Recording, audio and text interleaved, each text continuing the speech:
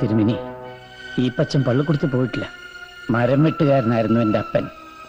കൺമുമ്പി വെച്ച് എൻ്റെ അമ്മച്ചിയെ കയറി പിടിച്ച റേഞ്ചർ സാഹിബിനെ ഒറ്റ വെട്ടിന് 2 തുണ്ടാക്കിയിട്ട് എൻ്റെ അപ്പൻ ജയിലിൽ കയറുമ്പോ എനിക്ക് 9 വയസ്സ്.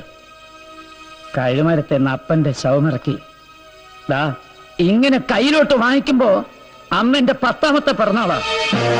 പനമ്പായെ പൊതിഞ്ഞു കെട്ടി 3ാം പക്കം എന്റെ അപ്പനെ പള്ളിമുറ്റത്തോണ്ട് ഇറക്കുമ്പോ എന്റെ കണ്ണിന്റെ മുമ്പിൽ ഇപ്പോഴും ഞൊളയ്ക്കുവാ തിരുമേനി.